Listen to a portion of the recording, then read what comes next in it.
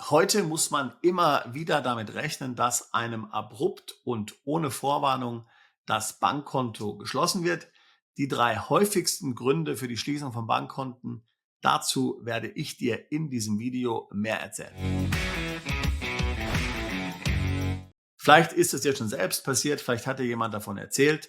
Die Bank schließt auf einmal ein Konto oder sie sperrt ein Konto und du musst dann verschiedene Informationen beibringen, dass das Konto wieder genutzt werden kann. Meistens machen die Banken keine Angaben, warum sie diese Maßnahme ergreifen, das heißt, warum sie das Konto schließen oder dich zur Verifikation auffordern. Sie schieben hier Gründe vor wie Bekämpfung der Geldwäscherei und so weiter und so fort. Das ist übrigens nicht nur bei deutschen, Schweizer und österreichischen Konten ein Problem, sondern generell bei Konten weltweit.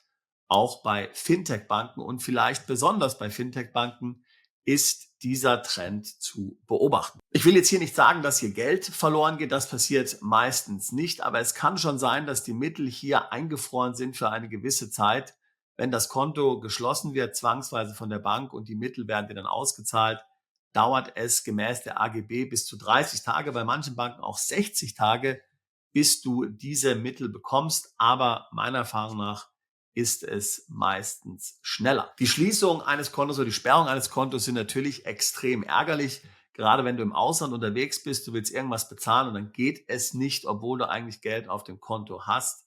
Du steckst dann fest und wenn du kein Geld auf einem anderen Konto hast, was du verwenden kannst, dann steckst du tatsächlich knietief im Mist und musst möglicherweise andere Leute, Familie, Freunde um Geld fragen, kannst das Problem anders nicht lösen. Daher immer wichtig, dass du mehrere Konten hast. Natürlich heutzutage niemals nur ein Konto haben, eröffne mehrere Konten, gerade wenn du im Ausland unterwegs bist, mehrere Konten mit Geld drauf, sodass du hier völlig flexibel bist. Aber was sind nun die häufigsten Gründe unserer Erfahrung nach? Und wir haben hier, wie gesagt, zum Teil intern mit Bankmitarbeitern gesprochen.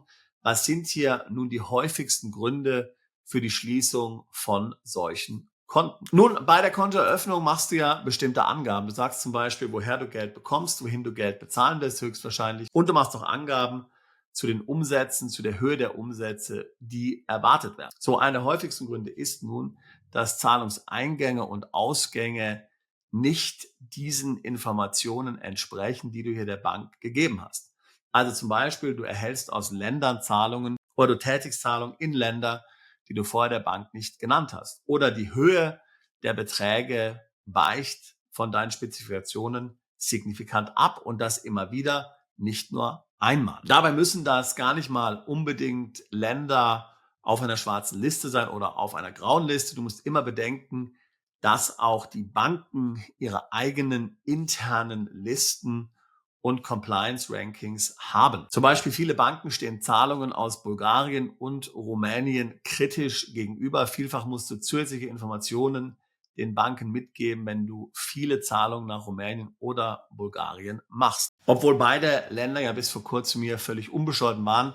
Bulgarien taucht ja mittlerweile auf der Liste der FATF auf, dazu gleich mehr. So, das ist also einer der häufigsten Gründe, dass hier dein Benutzungsverhalten zu dem Konto nicht mit dem übereinstimmt, was du der Bank im Vorfeld kommuniziert hast. Sie konnten also keinen richtigen Compliance-Check machen. Daher jetzt dann die Maßnahme, dass das Konto gesperrt ist oder geschlossen wird. Ein zweiter häufiger Grund ist der, dass ein Land, mit dem du Geschäfte machst, von dem du also Geld bekommst oder in welches du Geld überweist, auf einer der schwarzen oder grauen Listen der EU oder FATF erscheint. Diese Listen werden ja jährlich abgedatet und es kann zum Beispiel sein, dass du mit einem Geschäftspartner schon lange zusammenarbeitest. Das Land, in dem sich der Geschäftspartner befindet, ist nicht auf einer grauen Liste oder schwarzen Liste. Ich hatte ja gerade eben Bulgarien erwähnt. Dann kommt er da drauf, du bekommst das nicht mit, machst eine Zahlung an diesen Geschäftspartner und schon hast du möglicherweise ein Problem mit der Bank. Ich werde dir mal eben jetzt hier die graue und schwarze Liste der FATF zeigen und danach die der EU. Bei der FATF, das ist die Financial Action Task Force, geht alles um Geldwäsche. Ja, das hat also nichts mit Steuern zu tun. Länder, die sich auf diesen Listen befinden, haben noch Nachholbedarf bei Maßnahmen zur Bekämpfung der Geldwäsche, also Compliance. Wer steht hier drauf? Also die schwarze Liste, Das ist Nordkorea, Iran und Myanmar. Das kann man sagen, aus Sicht der Liste FATF sind Kriminelle. Also da geht natürlich überhaupt nichts. Viel häufiger ist, dass ein Land auf dieser grauen Liste erscheint. Zum Beispiel erschienen ja die Vereinigten Arabischen Emirate lange auf dieser Liste bis zum Februar 2024. Jetzt gibt es diese Länder auf dieser Liste, einige EU-Länder auch, Bulgarien, Kroatien. Ja, das muss man also gut wissen. Wenn du Geld in ein solches Land überweist, dann ist das für die Bank eine Hochrisikotransaktion und dann gehen dort alle Alarmglocken an. Schau dir die Liste also gut an und versuche Überweisungen in solche Länder zu überweisen. So, nun befassen wir uns mal mit den EU-Listen. Hier geht es um Steuern. Also wie gesagt, FATF, Geldwäsche, EU-Liste, Steuern. Länder, die als Steueroasen bekannt sind und nicht kooperieren, kommen auf diese Listen. Das hier sind also die Länder auf der schwarzen Liste. American Samoa, Fiji, Panama, Trinidad und Tobago, Anguilla, Guam, Russland, US Virgin Islands, Antigua und Barbuda, Palau, Samoa, Vanuatu. Das sind die Länder der schwarzen Liste. So, die graue Liste taucht hier weiter unten auf. Das sind also Länder, die letztlich hier noch Nachholbedarf haben, aber die sich kooperativ zeigen, während die Länder der schwarzen Liste hier sich nicht kooperativ zeigen. Da haben wir also Armenien, Costa Rica, Malaysia, Vietnam, Belize, Curaçao, Seychellen, British Virgin Islands, Eswatini und die Türkei. Diese Länder standen früher mal auf der Liste, auf der schwarzen oder auf der grauen Liste der EU. Da stehen sogar so Länder wie Kanada, Japan, China und so weiter drin. Aber wie gesagt, das sind jetzt alles hier bekehrte Sünder, möchte man sagen. Aber auch hier gilt, vermeide graue und schwarze Listen. Wenn du in ein solches Land Geld überweist oder von einem solchen Land Geld bekommst, hast du möglicherweise ein Problem und die Bank kann das Konto schließen. Was ist nun der dritte Grund, warum Banken häufig Konten schließen? Das ist dein Aufenthaltsort.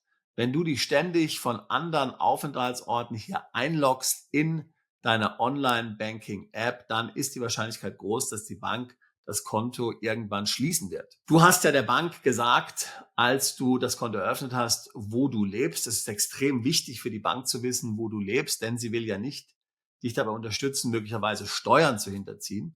Das heißt, sie will wissen, wo du lebst, wo du demnach auch steuerpflichtig bist.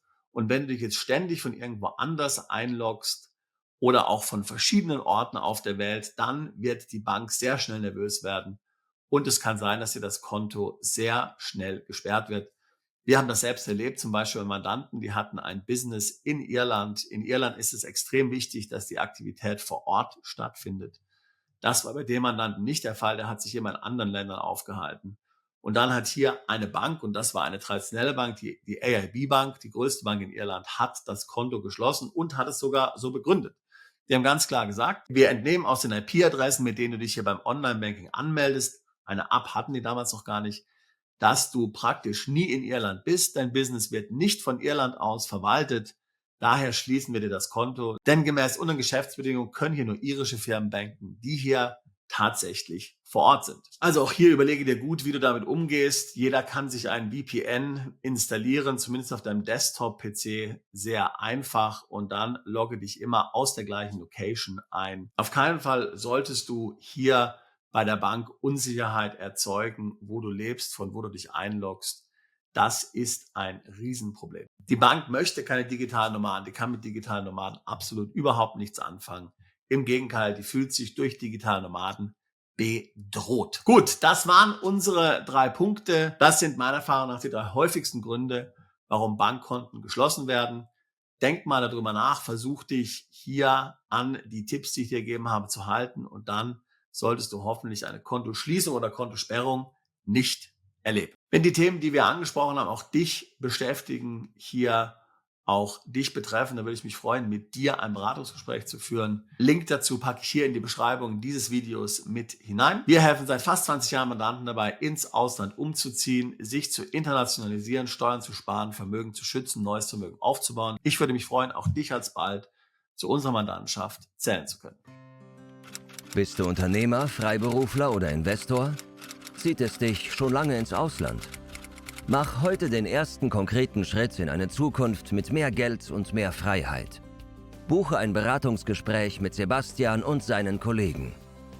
Unsere Kanzlei unterstützt Mandanten wie dich dabei, deine Steuerlast legal zu reduzieren, Vermögen aufzubauen und zu schützen und deine persönliche Freiheit zu maximieren. Profitiere jetzt von unserem Fachwissen und unserem Netzwerk. Gehe zu mandatierung.com und werde Mandant unserer Kanzlei.